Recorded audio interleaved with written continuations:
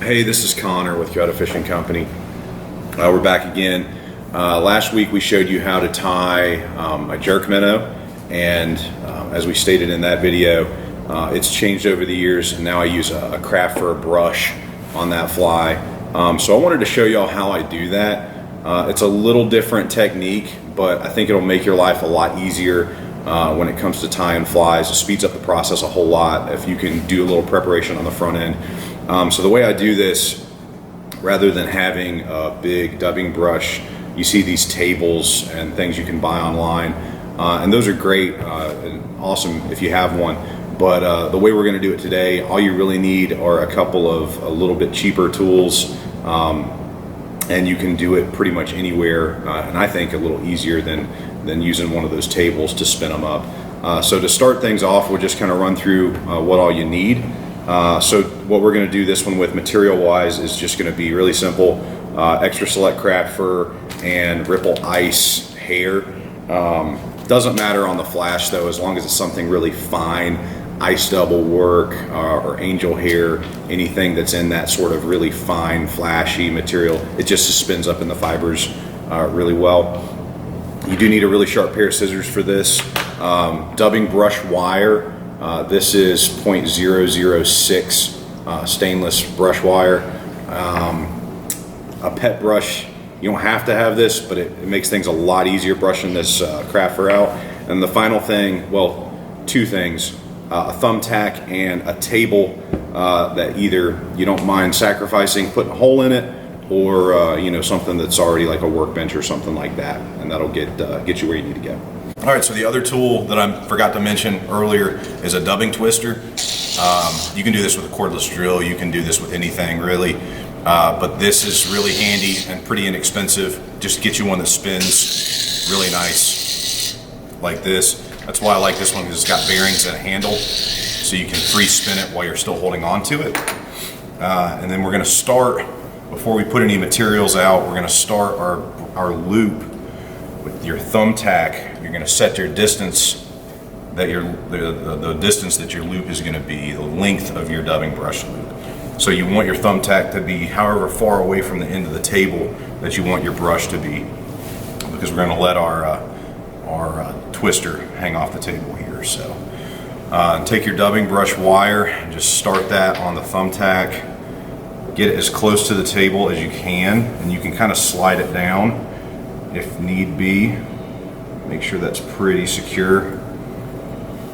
And if you pull on it and it wants to unravel, just cross it back over itself.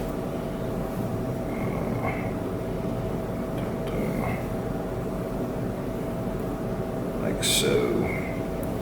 We twist in opposite directions. Okay, that's not going anywhere now. So run your dubbing brush wire down to the end of the table, and then take your dubbing twister and just catch that dubbing brush wire, twist it a couple times so your dubbing twister hangs off the table. And that's going to give you the tension that you need to just lay material on top of this. And then leave your spool of wire sitting on the table, and don't knock that off, because then you're going to have a bad day. And then now all we're going to do is lay all of our materials on the loop, and then we'll close the loop and then twist it all up. So take your craft fur in clumps, cut it off at the bottom of the synthetic hide, and what I like to do is just preen some of that under fur out. You know, this is all synthetic, but they do give it kind of an under fur.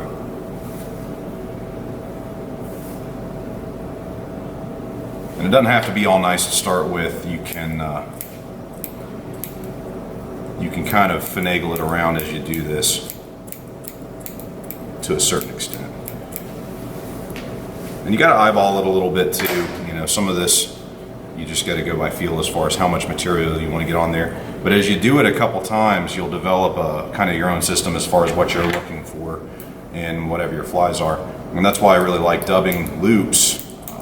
You can customize things a lot easier than just buying prepackaged one. Also, it's a lot cheaper. You save some money on materials, because those loops aren't easy to manufacture, you know, so they can get pretty expensive. but if you have the know-how, you can kind of do them yourself. So we're gonna lay all this stuff in here. It fills up pretty quick, but like I said, you can build up as much bulk as you want to. Can you still see everything up there, Jacob? Mm-hmm. Okay. One more gray. And just kind of, as long as you keep those ends even, they're gonna stay nice and even in the loop too. You can see all that's fairly, we'll come back and make sure everything's in the right location.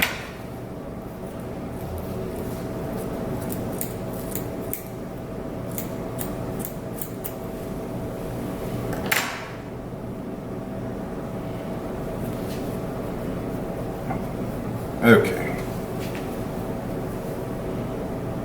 That should be plenty.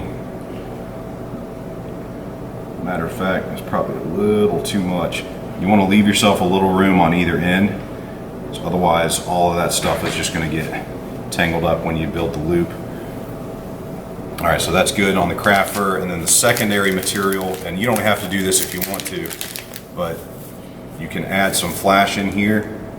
And all I do is very just kind of randomly, not really looking to have exact amounts here, pulling out some flash straight out of the pack and laying it right on top of that craft fur. This is all gonna distribute once we twist it up.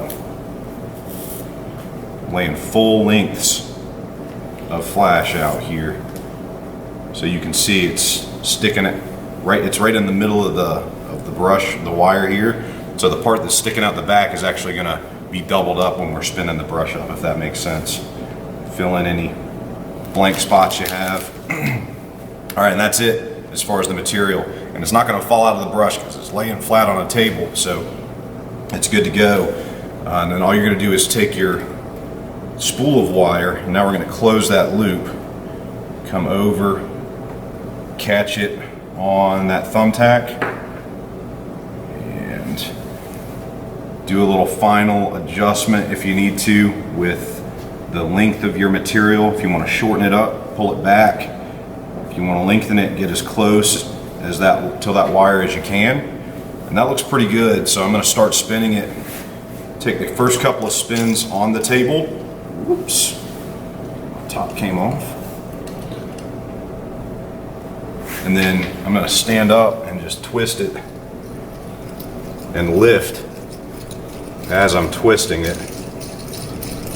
It's going to look really messy and like it's all wrapped up on itself at first, which it is. But once you've got some tension on it pretty good, you can come back with your brush, hit it, and unwrap all of these fibers that are trapped up in there. Do this gently at first, because the more it's wrapped up, the easier it is going to be to break your wire. But as you start getting it more teased out, you can be a little more aggressive with it, because it's already combed out pretty good.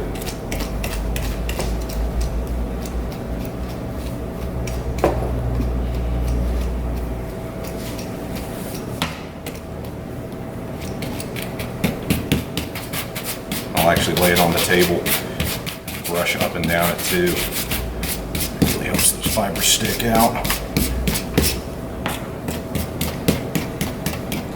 Okay, and I'm going to twist it just a little bit more and do the same thing. Make sure all that craft fur is sticking as unbound as it can be straight out.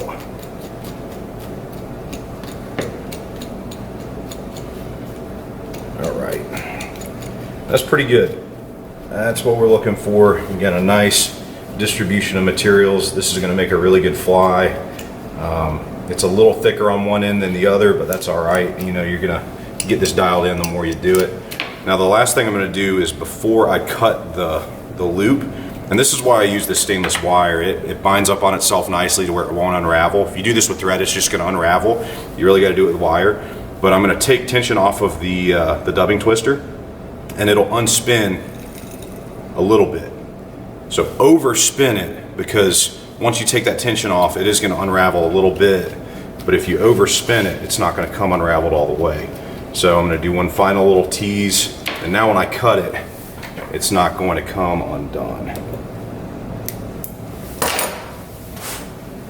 All right, and that's it. That is your craft fur brush, custom made. And like I said, the reason I like to do this is you can customize your flash, you can customize your length of your fibers. If you're tying smaller flies, you know, you really got to make these craft fur brushes a lot smaller, a lot shorter.